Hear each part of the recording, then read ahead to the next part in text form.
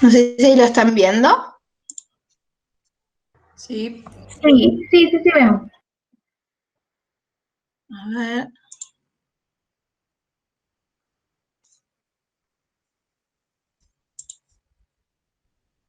Esta compu no es la más rápida de todas, pero lo estoy intentando. No, esto no. Ahí está.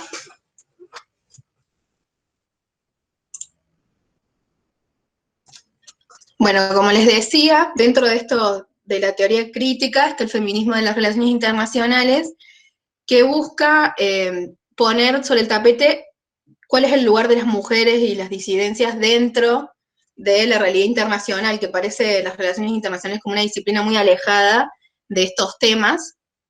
Entonces ahí se empieza a estudiar la feminización de las migraciones, no solo cuantitativamente la cantidad de mujeres que empiezan a traspasar flujos de fronteras, sino también como una apuesta de que las mujeres ya no se las lee como sujetos pasivos que migran para acompañar a sus parejas varones, sino que las mujeres emprenden migraciones de forma, migran solas, tienen proyectos de vida y tienen proyectos de familia, y un montón de veces son las cabezas de familia. Dentro de esta nueva apuesta, digamos, aparece el concepto de cadena global del cuidado. Yo voy a tratar de hacer como un recorrido rápido por la tesis para que después podamos charlar sobre el tema. Esta es la primera vez que, además de la defensa oral, que charlo sobre el tema porque hice la tesis en fase 1. Entonces estaba totalmente sola y hice, nada, me re gusta charlar sobre el tema. Charlé por ahí cuando encontré un par de amigas interesadas en el tema, pero nada más. Bueno, lo primero es hablar de qué es el cuidado.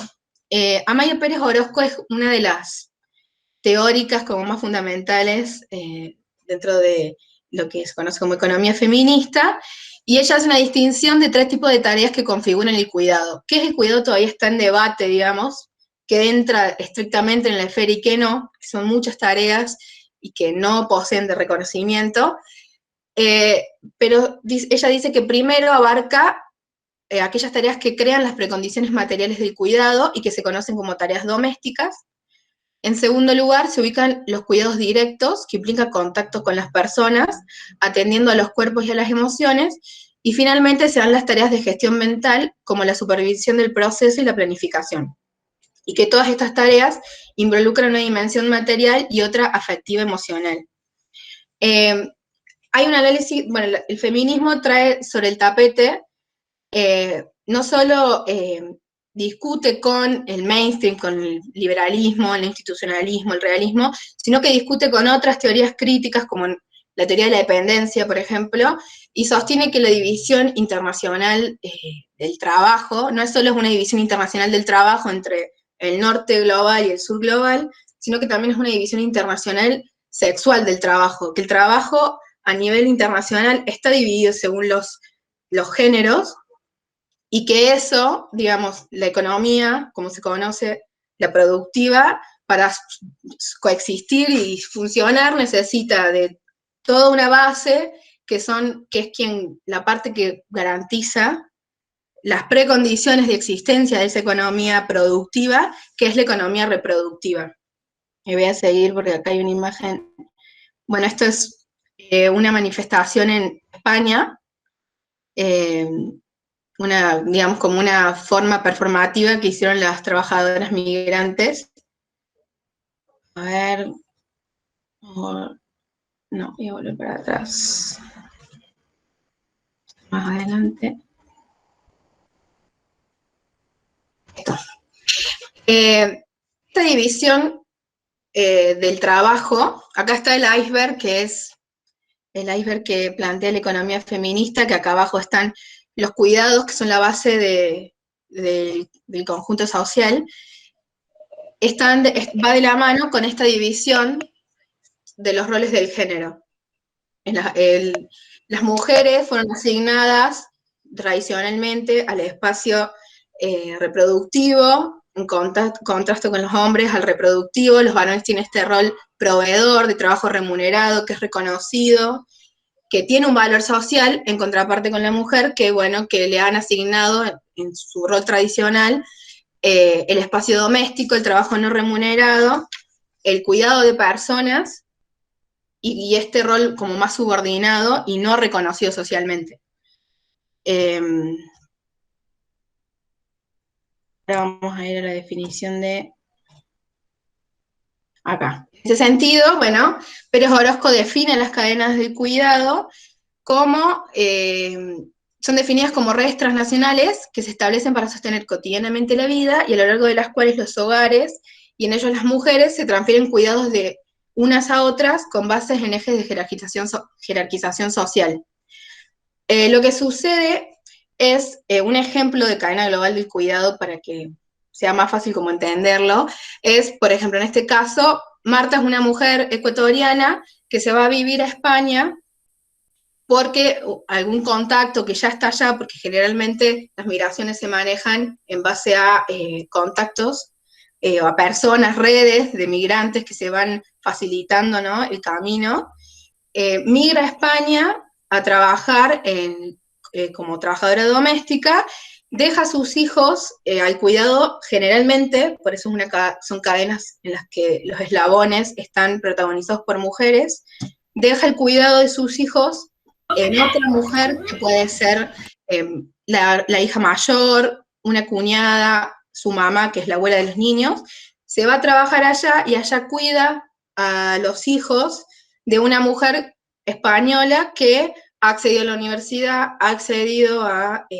un empleo formal y que no dispone del tiempo para cuidar a sus hijos todo el día. O, por ejemplo, también puede ser que cuide a una persona mayor. El caso de España es muy puntual con las personas mayores, por el tema del envejecimiento de la población, que lo vamos a ver después. Trabajando en Estados Unidos, Filipinas trabajando en los países más ricos de Asia, muchas migrantes trabajando en Arabia Saudita, también las Filipinas en general se mueven a muchos lugares en Italia, mujeres del norte de África también en Italia, como bueno, las cadenas van en diferentes direcciones. Hay cadenas globales del cuidado en Argentina, de mujeres del cono sur que migran Bolivia y Paraguay principalmente a la ciudad de Buenos Aires. Yo elegí este flujo puntual y bueno, ahora vamos a avanzar en qué encontré, digamos, que sostienen a las cadenas globales del cuidado en España. Yo indagué primero en el contexto español.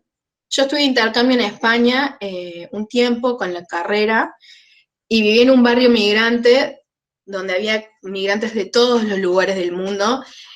En ese barrio, eso me llamó mucho la atención, también tiene que ver con, ¿no?, con esta decisión, con tomar este caso. El contexto puntual de las trabajadoras migrantes ecuatorianas es, como les decía, en tiempos de bonanza económica hasta la crisis del 2008, se da un gran aumento en España de trabajadores migrantes, entre ellos las trabajadoras que se desempeñan en el sector doméstico y de cuidados.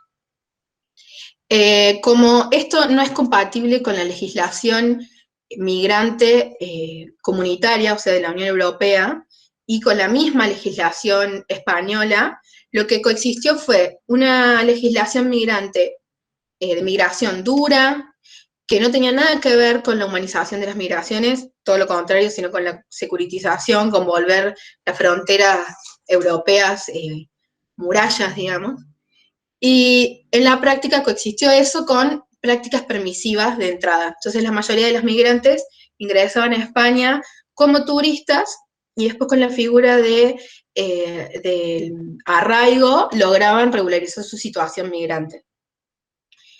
Había un par de mecanismos que, como estos que están acá, que son el régimen general de permisos de trabajo, el contingente de trabajadores extranjeros, que en la práctica no funcionan bien, no se adaptan a la realidad migrante del país, digamos, porque el régimen general de permisos de trabajo lo que hace es, la idea, digamos, es que, bueno, yo estoy en origen, en mi país de origen, en este caso Ecuador, pido un trabajo, un empleador me envía a mí una oferta de trabajo y esa oferta me habilita el visado.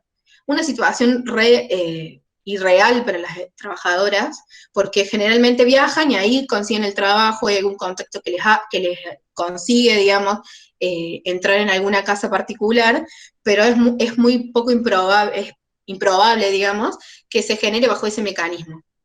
Después está el contingente de trabajadores extranjeros, que es que las autoridades determinan qué cantidad, las autoridades españolas, y en qué sectores necesitan trabajadores migrantes.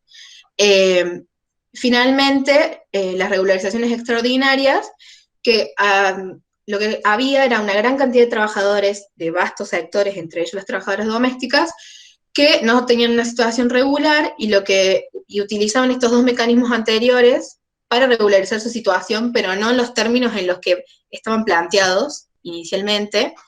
Y después de todo ello, las paulatinas, por ahí esporádicas, regularizaciones extraordinarias, que le daban el estatus, digamos, regularizaban el estatus migratorio de los trabajadores cuando se rebalsaba el sistema migratorio, digamos.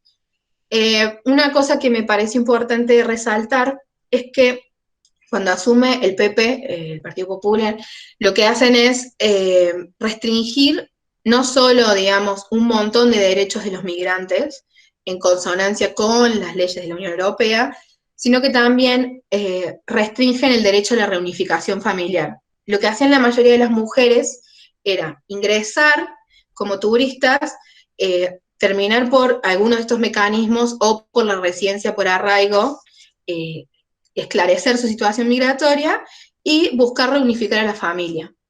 La reunificación familiar tiene requisitos que son difíciles de alcanzar para personas que, podemos ver, trabajan en un sector muy precarizado, que son tener ingresos económicos determinados y una vivienda en determinadas condiciones, digamos, en buenas condiciones, para poder traer a su familia, principalmente a sus hijos, pero también a otros familiares, a vivir con ellas de forma legal y no entrar como turistas en España. Lo que hicieron fue acortar, reducir la lista de personas que pueden reunificar y además los ascendientes solamente lo prohibieron y solamente permitieron que se puedan reunificar personas mayores a 65 años. Muchas de estas mujeres tenían acuerdos de cuidado con sus madres, que generalmente o muchas veces eran personas que no llegaban a los 65 años, eran abuelas jóvenes, digamos, entonces no las podían reunificar hasta después pasados los 65 años. Esa es una particularidad que me pareció interesante y que otros autores también lo remarcaban. Por otro lado, el contexto es, bueno, de este aumento de la demanda de trabajadoras. Las ecuatorianas en España, acá hay un par de datos más, que están empleadas en el sector doméstico, es el sector en el que más hay ecuatorianas en ese sector, no me sale como la palabra que quería decir, son el 37,5% del total de ecuatorianas estaban empleadas en ese sector, solo en el sector doméstico. Una de cada dos, o sea, la mitad de las mujeres ecuatorianas ingresa a ese sector. O sea, es el sector en el que primero trabajan y después algunas logran escapar o salir de ese sector, pero la mitad de las mujeres ecuatorianas pasan por ese sector como forma de ingreso al mercado laboral español. 4 de 10 están en situación de informalidad. El 30,4% de ese 37, casi 40% de las ecuatorianas tienen hijos menores de 14 años en el extranjero, o sea, sus hijos están en Ecuador o en un tercer país, que generalmente buscan reagrupar esos hijos, y un 25,8% tenía hacia el 2014 hijos residiendo con ellas en España. No hay datos sobre las personas discapacitadas o mayores dependientes de estas mujeres, digamos que estas mujeres tienen a su cargo, y de estas mujeres que trabajan en el sector doméstico, 1 de cada 4 criaban solas, no tenían un cónyuge al momento de emigrar. El mercado laboral español en él coexisten, digamos, una minoría de trabajadores, una aristocracia laboral, digamos, de trabajadores que accede a derechos, y la mayoría son trabajadores en situación de precarización. Las mujeres ocupan el menor número de ocupaciones, están como, no es amontonadas la palabra, en un número menor de ocupaciones, de sectores de la economía, y tienen mayores niveles de concentración en trabajos de baja cualificación. O sea, las mujeres realizan un menor número de ocupaciones y en trabajos menos cualificados. La particularidad de las mujeres ecuatorianas es que, bueno, otra autora que se llama Gioconda Herrera, que es una autora ecuatoriana también, sostiene que, según las estadísticas, no son las mujeres de los quintiles más pobres las que emigran, sino que son mujeres de clase media. Eso, acá, ahí está bien, ahí se ve. Entonces, en este sentido, me puse a leer sobre las políticas de vinculación ecuatorianas. Las políticas de vinculación son relativamente nuevas, no solo en su formulación, sino que se estudian de forma relativamente nueva, digamos. Durante el gobierno de Correa, lo que sucedió fue que los migrantes, en cierta forma, fueron parte del proyecto de país, porque en el discurso, ¿no?, del correísmo aparecía esto de que la migración había sido una consecuencia de la crisis económica, y aparecen políticas no solo para ayudar a los migrantes, a los ecuatorianos a retornar a Ecuador, sino también aparecen políticas como las casas ecuatorianas, que brindan asistencia psicosocial a los migrantes como forma de recrear también como el lazo con el país de origen y la identidad nacional.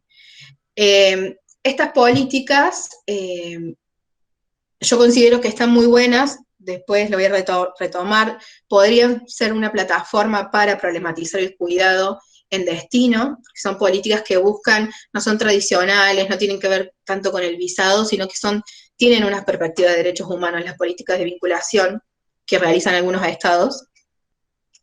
Aquí iba a decir algo más. Lo que sí, la crítica que hace esta autora es que Ecuador no escapa a este tono maternalista que tienen las políticas vinculadas a las mujeres en Latinoamérica. En Ecuador se rastrea como el maternalismo cívico tiene que ver, o es una ideología que permea las políticas públicas desde hace más de un siglo en América Latina. En Ecuador se rastrea desde 1920, que tiene que ver con el catolicismo social y que le da a las mujeres este rol de madres, de cuidadoras, de personas que tienen a cargo la crianza de ciudadanos sanos que después van a crecer y desarrollarse en el país y van a hacer crecer en la nación. Bueno, esa es la idea, no tiene absolutamente que ver nada con la ideología, con la perspectiva de género, pero sí también está en Argentina, digamos, es como una doctrina que ha permeado las políticas públicas relativas a las mujeres en toda América Latina. Esta autora también resalta una política que es el bono de desarrollo humano, que en la Argentina es la asignación universal por hijo, en Brasil la Bolsa Familia me parece que se llama. Son transferencias condicionadas de ingresos, se conocen con ese nombre estas políticas, que buscan, en cierta forma, paliar la pobreza y mejorar la situación principalmente de niños y niñas y adolescentes. Este bono de desarrollo humano está centrado puntualmente en los quintiles más pobres, mientras que los quintiles más ricos sí acceden a derechos laborales como de compensar el trabajo por el cuidado, como las licencias, y en el medio, esta autora dice, quedan estas familias de clase media que optan por la migración como estrategia de sostenimiento de la vida, digamos. A ver, hasta ahí van bien, mucha información. Nadie contesta. Va bien. ¿Va bien? Bueno, para terminar, toda esta contrastación entre los datos efectivos que pasan en lo que está pasando en los estados, y las cadenas globales del cuidado. O sea, lo primero que pensé yo es, sí, todas estas cuestiones sostienen a las cadenas globales del cuidado como tales. Primero, me faltó algo cortito, no, muy, muy importante en realidad. Las leyes laborales españolas, rápido. Yo analicé el periodo 2008-2018. En ese periodo hubo dos leyes que estuvieron efectivas. La primera se llama, bueno, es el Real Decreto 1424/1985. Se llama Real Decreto porque a mí esto me llamaba la atención, pero es porque efectivamente el rey es el jefe de Estado y por tanto refrenda las normativas legales de España.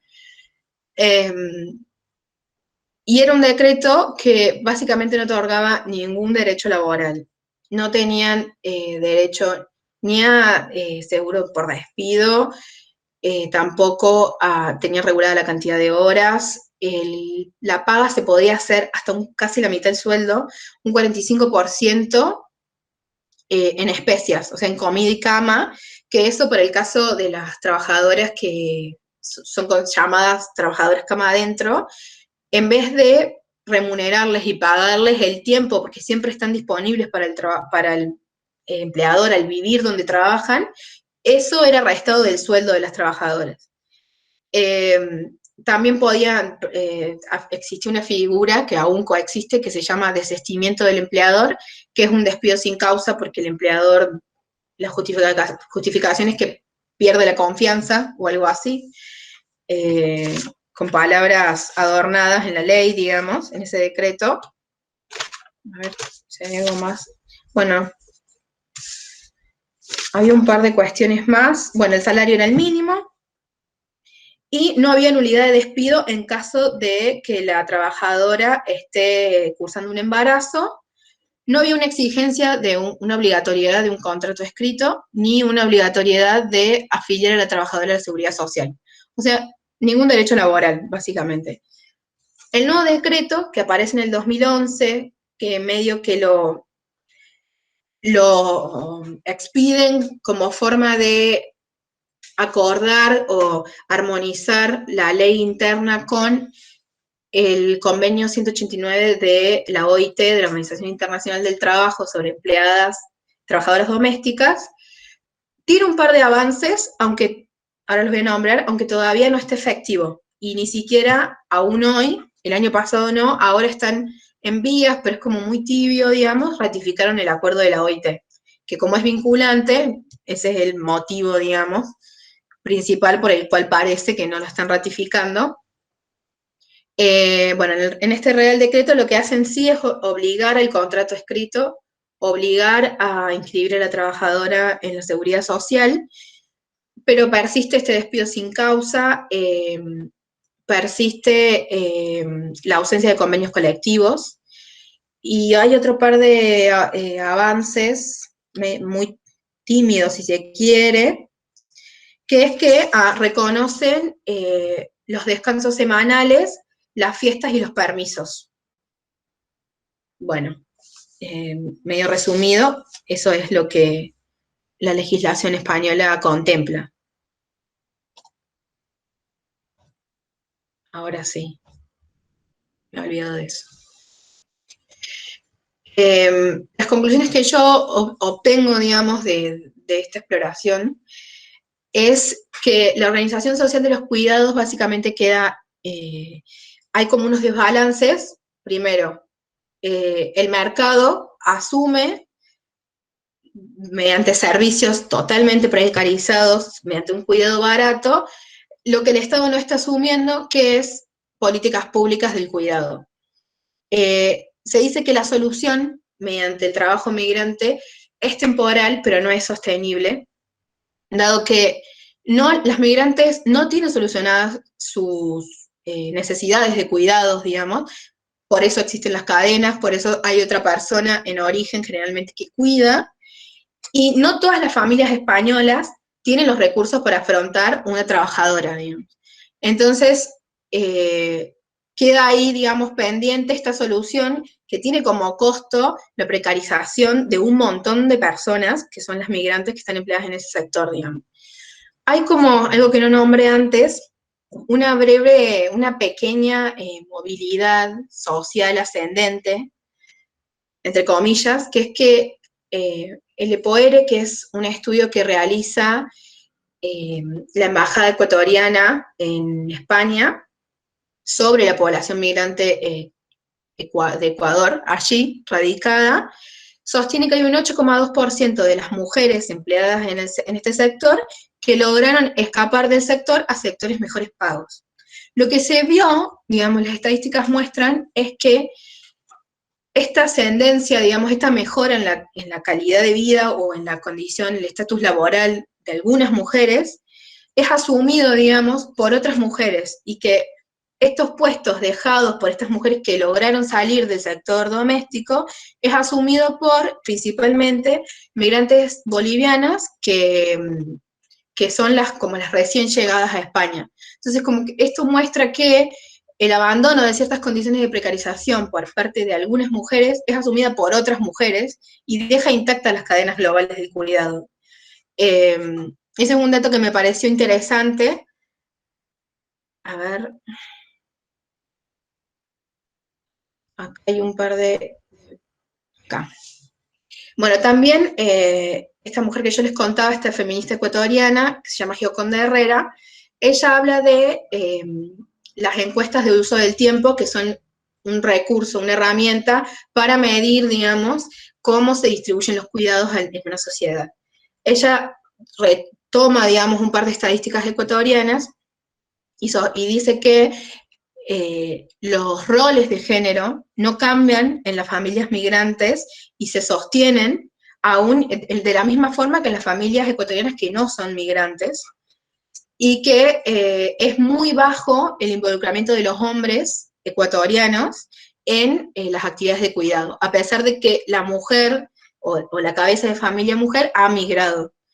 Bueno, acá tengo una cita que me gusta mucho, que dice Rachel Salazar Parreñas, habla de cómo las cadenas forman parte de la historia de la expansión de la maternidad y la inmovilidad de la paternidad. Mientras la mayor parte de los hombres involucrados siguen sin asumir responsabilidades, las mujeres despliegan versiones novedosas de maternidad. Maternidades, todas ellas sujetas a fuerte vigilancia social y que van más allá de lo biológico. La maternidad como una metáfora de la imposición del cuidado a las mujeres. Eso me parece súper interesante porque en las entrevistas que he leído se nota, digamos, muchas mujeres hablan de esta vigilancia social, de la culpa de haber dejado sus hijos, a pesar de que fue una estrategia, ¿no?, de supervivencia y de tratar de mejorar la calidad de vida de su familia. Bueno, acá hay otra cita que me gustó también, que dice, en conjunto se producen flujos asimétricos de cuidados de unos grupos sociales a otros, de mujeres a hombres, de clases populares a clases medias altas, de hogares migrantes autóctonos, de países de la periferia a los del centro. Y el acceso a cuidados satisfactorios y libremente elegidos se convierte en un eje de fuerte diferenciación social. Vamos a ir para atrás. Acá. Yo me preguntaba por qué si el cuidado está en la base de todos los estados, porque en todos los estados definitivamente alguien cuida, porque es esencial para el mantenimiento de la vida y del funcionamiento de la economía, ¿por qué el cuidado permanece en silencio, invisibilizado? Argentina habla mucho de la temática, Uruguay también, pero en general es un tema que no tiene demasiada importancia porque, bueno, el estado de bienestar logró que el cuidado permaneciera en el silencio, y estos nuevos mecanismos, como son las cadenas globales del cuidado, sacan el cuidado de la esfera estrictamente doméstica o nacional y la ponen, digamos, en la esfera, o la trasladan en la esfera transnacional o internacional, y ahí es donde aparecen estas categorías que nos permiten como hacer análisis nuevos quizás. Yo noté acá la importancia de posicionar la temática en los foros multilaterales. Los gobiernos están al tanto de estos temas. De hecho, en el marco de la CEPAL, en la Conferencia Regional para la Mujer, se dieron dos consensos, que son el consenso de Quito y el consenso de Brasilia, que aparecen respectivamente en 2007 y 2009, en los que se establecen medidas para que el cuidado sea establecido en la agenda, para cómo empezar a generar políticas públicas en ese tema. Los informes de España y de Ecuador presentan nulos avances en la temática, a pesar de el compromiso formal de avanzar en ese tema. Y después hay otra cuestión que las feministas vienen planteando y tratan de posicionar cada vez más en los foros multilaterales, que es la construcción de un derecho universal al cuidado, digamos, cómo el cuidado es esencial para la vida y cómo debería ser un derecho dentro de, el foro de los derechos, o el cuerpo de los derechos humanos. A ver, no sé si me falta algo. Bueno, finalmente ahí hay una imagen que dice: la abuela que cuida al hijo de la madre que emigró para cuidar a la hija de la madre que salió a trabajar está cansada. Ahí hay una manifestación de trabajadoras domésticas en Sevilla, en España.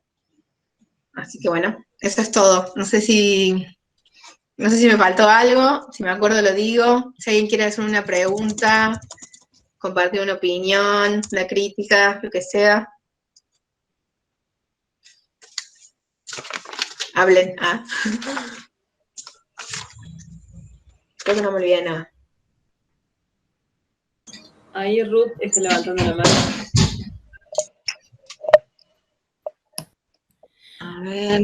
Sí, me preguntaba Brenda, ¿qué pasa con los hijos de estas mujeres migrantes nacidas en España o en otro país? ¿Cómo se maneja la filiación de ellos, su nacionalidad? ¿Cómo se gestiona eso? No estoy bien segura de cómo funciona la ley migratoria española, pero sí tengo entendido que si vos nacés en España, efectivamente sos español, digamos. Pero no, el problema principal es los hijos que quedan en destino, que quedan en origen, perdón. Claro, claro. Que la reagrupación familiar es la figura que permite que estos hijos vayan a vivir a España, que fue la figura que sufrió reducciones, digamos, trabas. Bien. Perfecto, gracias. Brenda. Sí. Bueno, gracias por la exposición súper clara. A mí me quedó como un interés, una inquietud, cómo funcionan estas casas ecuatorianas que mencionaste al pasar para la vinculación o la revinculación y cómo opera ahí cierto nacionalismo, creí escuchar, ¿no? Para mantener la identidad y la pertenencia, ¿no? En estos migrantes en relación a Ecuador. Si eso lo viste más en detalle o formó así parte tangencialmente de la investigación. De todas maneras, también esta Flor a lo mejor conoce de este tema y puede ampliar. Me pareció interesante esa cosa de estar fuera del territorio y no obstante la idea de nación operando en el vínculo que define la identidad, ¿no? A pesar de que las familias están como disociadas, ¿no? Sí. Sí, hola. Hola. Me parece que está buena tu pregunta, Marce. A mí me quedó la duda si en tu trabajo de campo habías podido acercarte, digamos, a estas mujeres migrantes, si podías haber tenido entrevistas con ellas. Me quedó esa duda de cómo reconstruiste esto, porque eso me parece interesante. Y una cosa que habíamos charlado con Marci, que yo le decía que, digamos, el flujo de migrantes de Ecuador es imposible de entender por ahí sin hacer referencia al contexto político en el cual se da, que tiene, digamos, guarda muchas similitudes con nuestro contexto 2000-2001. Digamos, sí, tradicionalmente, anualmente, más o menos unos 100.000 ecuatorianos salían del país, ya sea por ocio, por turismo, por viaje, por lo que fuese. en la década de los 90 ese monto ni siquiera se duplicó, me parece que la cifra eran como 800.000 personas al año. Eso implicó que algunas provincias como Azuay, Cañar, que son las provincias más del límite con Perú, prácticamente se vaciaran de población. Y no solamente demográficamente es importante todo este fenómeno de los migrantes, por lo que explicaba muy bien Brenda, en el sentido de la cantidad de familias que vieron desmembrados sus hogares. Yo tenía un montón de amigos en donde la cotidianidad era haberse criado con primos, con tíos, con abuelos, porque tenían padres que habían migrado a España y gran parte de la otra migración de Ecuador es hacia Estados Unidos, ¿no? También por la cercanía y todo. De hecho, por ejemplo, hasta la actualidad, a excepción de la pandemia, no lo sé, pero digo, era muy barato un vuelo Quito-Ecuador, era baratísimo, un vuelo Quito-Estados Unidos era baratísimo en comparación con un vuelo Quito-Buenos Aires, por ejemplo, que salía 3 o 4 veces más. Y uno siempre se preguntaba, bueno, ¿pero por qué? Y es porque, bueno, gran parte de la población tiene familiares allá, entonces el tráfico aéreo con Ecuador era importantísimo.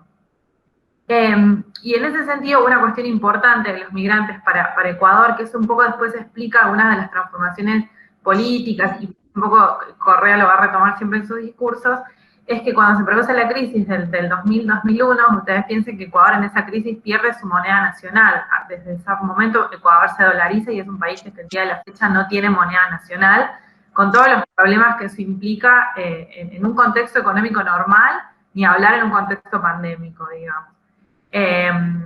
Entonces, lo que sostiene, digamos, al país en esos duros momentos de 1999, 2000, un poco hasta que se estabiliza, digamos, el país, son las remesas de los migrantes. Entonces ahí también hay un montón de literatura económica que un poco explica, ¿no?, cómo la economía se logra sostener con todos estos migrantes que estaban fuera, que trabajaban y que enviaban permanentemente dinero, ¿no?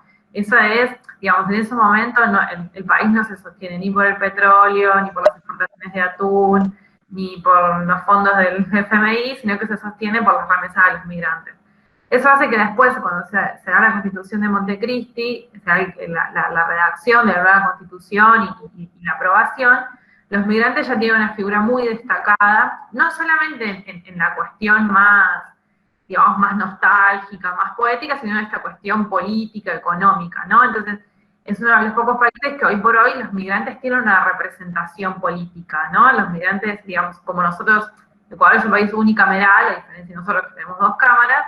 Bueno, en la asamblea, dentro de los 137 asambleístas, ahora estoy en duda si son 3 asambleístas, que son elegidos por los migrantes en el exterior. Esto quiere decir que cuando hay elecciones para presidente, que se renueva el total de la Cámara, en los consulados los migrantes van y votan por sus representantes. Entonces hay un representante que es Europa, otro representante que es América Latina y otro representante, cuando digo representante me estoy refiriendo a diputado, que representa a Estados Unidos, ¿no? Esto es un poco para darle como una representación política a la comunidad de migrantes que ha sido bastante fuerte en importancia política todos estos tiempos.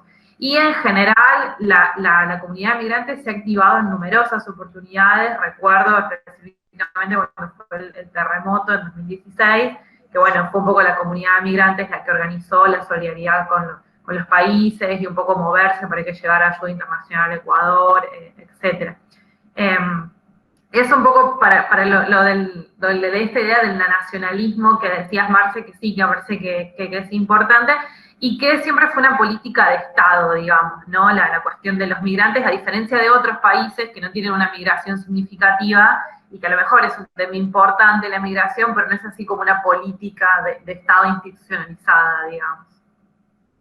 Sí, sí, María. Yo no ahondé demasiado, digamos, además porque la tesis la tuve que entregar en un semestre, pero sí he leído esto de que tienen participación política los migrantes, inclusive que la familia transnacional, o sea, el concepto de familia transnacional es parte de la Constitución, o sea, fue incorporado a la Constitución.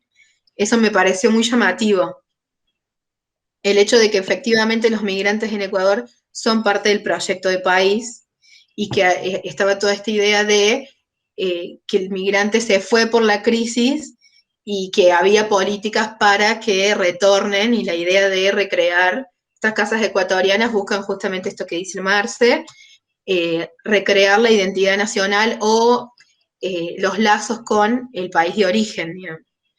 Entonces me pareció que es una política que está re buena, digamos, y que también está buena como plataforma para problematizar el cuidado, digamos, a diferencia de otros estados que no tienen esas políticas de vinculación con sus migrantes en el extranjero, y que por ahí problematizar el cuidado es el último de sus intereses, digamos. Me parece que Ecuador, al tener esa plataforma y al estar pujando a las feministas locales por la incorporación del cuidado en la agenda, podría ser una herramienta súper importante para eso, digamos. No sé si se entiende. Bien, sí.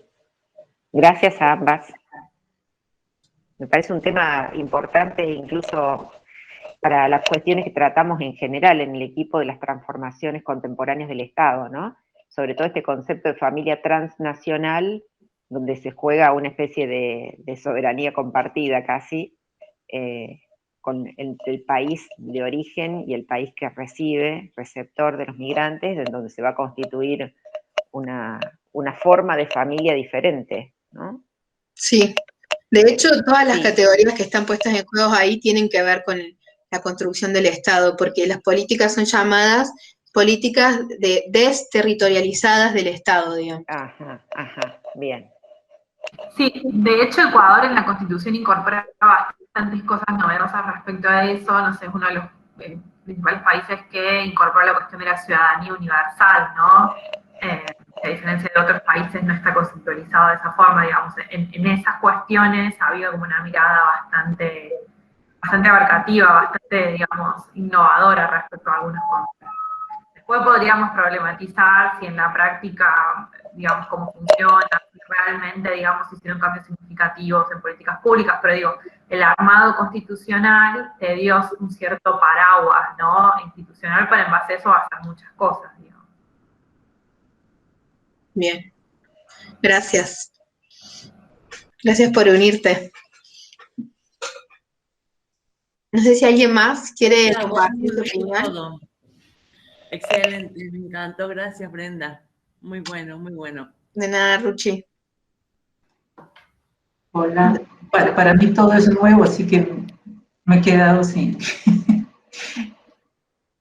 Realmente todo, yo estoy, sí, recién con un grupo, por eso me invito Carla, porque estoy viendo con varios países esta situación de migraciones, pero específicamente por una enfermedad, por TB.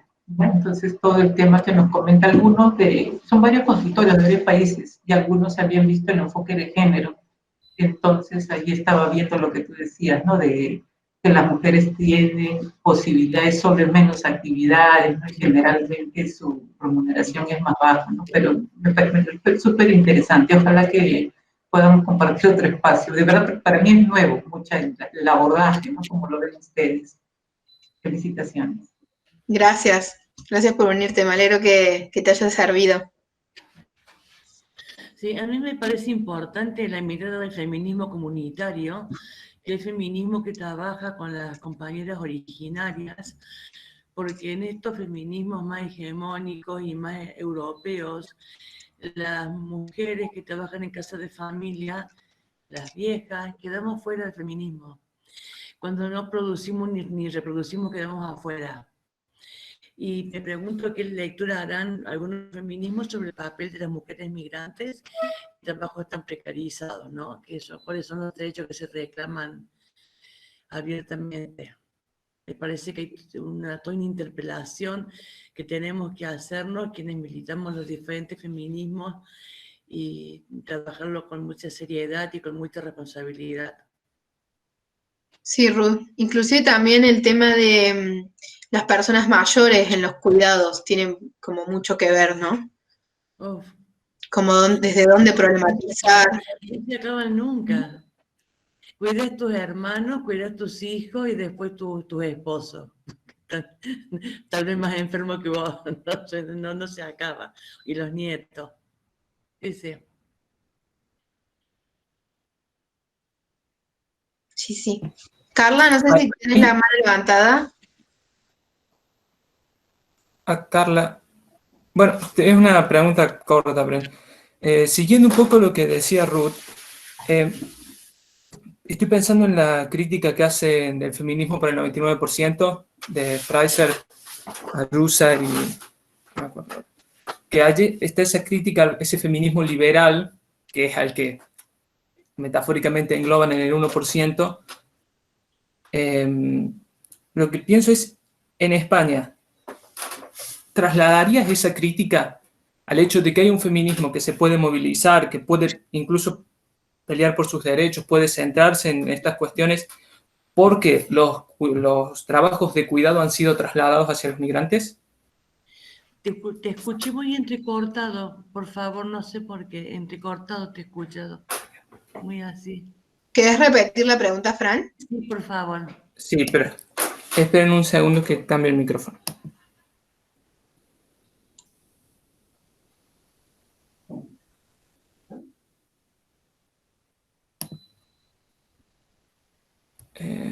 A ver.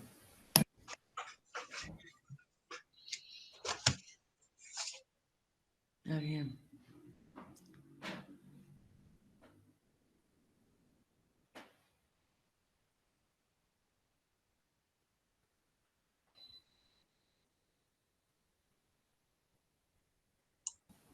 ¿Se me escucha mejor?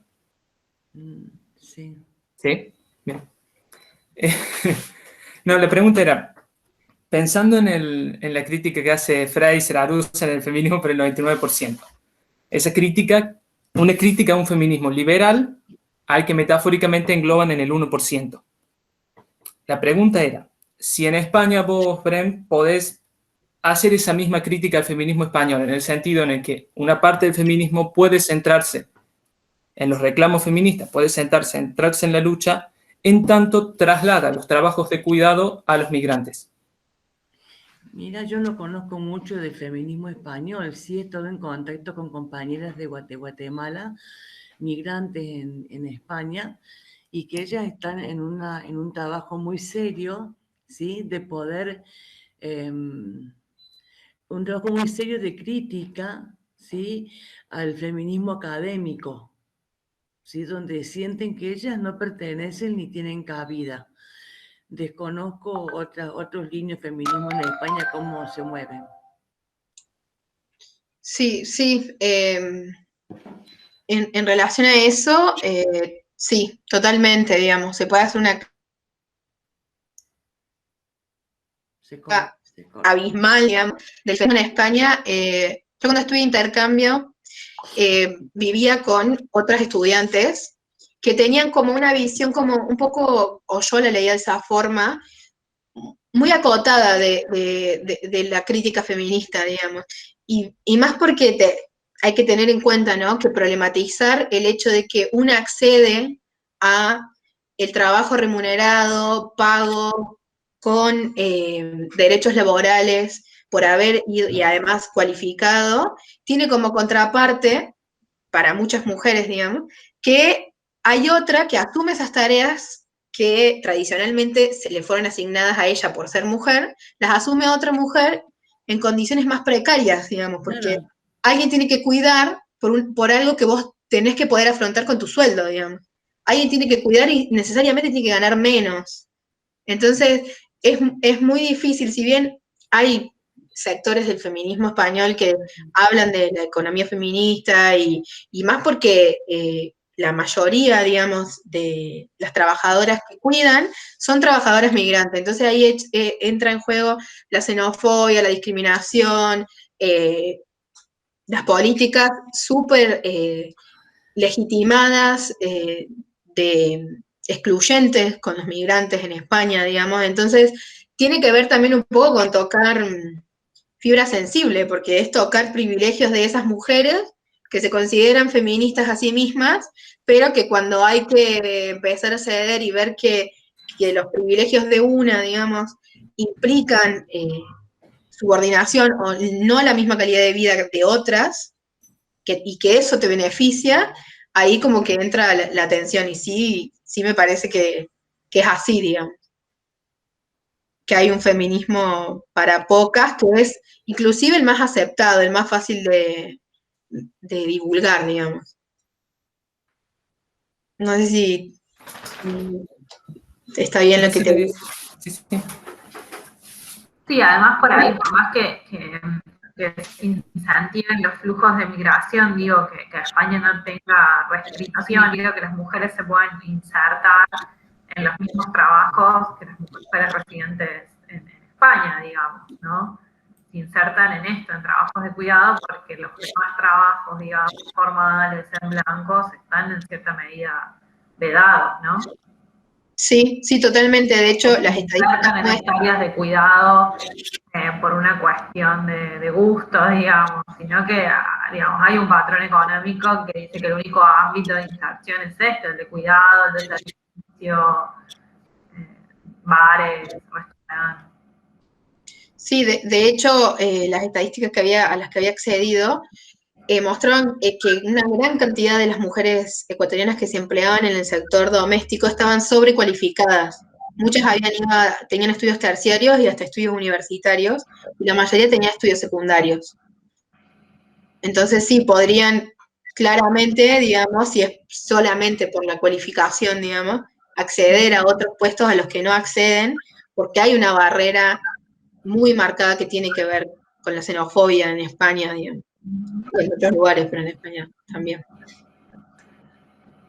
Sí, un poco también porque, digamos, la gran parte de la que emigra en esos momentos es la clase media, ¿no? Porque la crisis de Ecuador, cuando más se genera la emigración, o cuando la estampida, digamos, tiene que ver más no con los sectores más desfavorecidos, sino sobre todo con la clase media, que era un poco la que le había afectado una especie similar a lo que fue el corralito acá en Argentina. Entonces era una clase media que había tenido acceso a la universidad, educación y todo, pero que tuvo que emigrar, digamos. Sí, totalmente, sí. No sé si estás viendo, Brenda, que ahí hay una conversación que se está planteando en el chat también. Zenaida comenta en relación al texto que pasó Flor y también Carla Costa. A ver. No, que yo estaba viendo así, miraba así muy buscando la experiencia en Italia. En Italia es muy común que las empleadas de cuidados, empleadas domésticas, sean ecuatorianas, y obviamente la mayoría el negro. Y el área de servicios, que son los subcontratados, eso es muy similar a lo que sucede acá en Argentina. Muchas veces las que pueden conseguir un trabajo en blanco son las que son subcontratadas por empresas de limpieza. Y aún es el Estado el que a veces subcontrata en estas condiciones. Pero también entra en tensión con las otras migraciones, por ejemplo, en el caso italiano, en el de serbios y eventualmente de otros o de los pueblos árabes, de otros pueblos árabes. Entonces, por ahí, esta cuestión quizás del feminismo no es tan cuestionada porque entran como en competencia en función al logro del espacio de trabajo. Pero bueno, eso es lo que yo pude percibir en Italia, y que la composición del inmigrante, digamos, la composición de los inmigrantes varió mucho en 10 años. 10 o 15, entonces bueno, es como que las crisis del 2008 en Europa también hubo muchos movimientos internos y bueno, y eso se reflejó también ahí.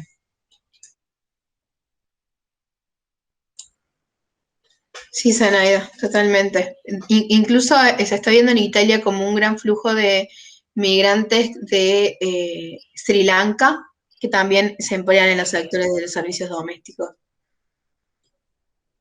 Como que Italia, al estar muy en contacto con el Mediterráneo, tiene una gran afluencia de migrantes de todas partes.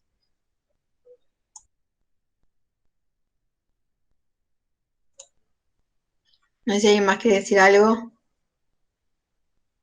¿Qué les pareció? Ah, están un par de amigas mías. ¿Cómo andan? Ah, Meli, Azul.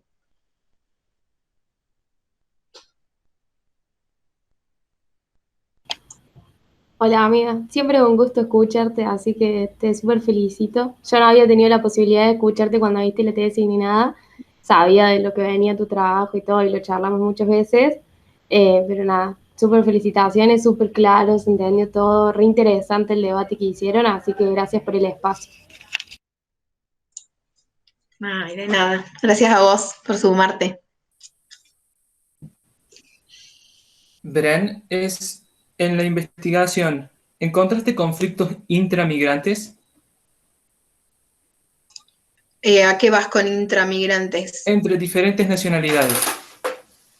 No en los trabajos que leí, sí por ahí en las entrevistas a las que accedí, que justamente esto que comentaba de que las mujeres bolivianas están asumiendo estos trabajos en los espacios que van dejando las ecuatorianas que encuentran otros mejores pagos, que es que las mujeres ecuatorianas se quejaban y decían, las bolivianas están entrando al país, digamos, y ellas trabajan por menos o están dispuestas a aceptar peores condiciones laborales que las que nosotras aceptamos, digamos. Y eso generaba un conflicto entre migrantes, digamos, pero no vi nada más que eso. No. Debe existir, ¿no? Pero producto de la misma precarización.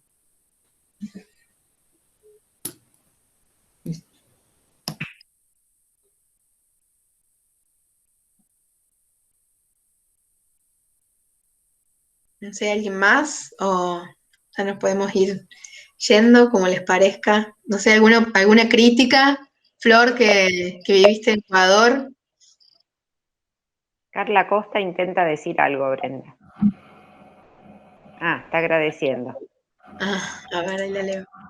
No, me pareció súper interesante la investigación. Yo no viví casi 10 años en Ecuador, trabajé en el Estado, no trabajé en áreas de migrantes. Digamos, si bien conocía algunas políticas transversales o algunas, digamos, problemáticas en puntual, digamos, nunca fue mi área o mi tema específico, pero me parece que es un tema súper interesante. También me parece que es un tema como para seguirlo trabajando y supongo que la pandemia debe haber generado también una reconfiguración interesante ahí en los flujos, en la gente que se va. Digamos, la pandemia sumado al cambio de gobierno que hay ahora en Ecuador, habría que ver si eso genera o no algunas reconfiguraciones de los vínculos, de la gente que va, viene, etcétera. Me parece que es un tema como para seguirlo trabajando y que tiene muchísimas aristas, digamos, que es súper interesante. Así que no, te felicito, muy linda. Gracias por sumarte también. Ahí en lo que pueda aportarte, te pasé por el chat 2 biblios que están buenas. Jake Ramírez es una persona que ha trabajado siempre en migraciones y que bueno, tiene varios libritos, ese para mí está bueno. Y después el otro es una Flaxo que tiene muchas cifras, pero que también está lindo para ver. Buenísimo, los voy a revisar. Gracias.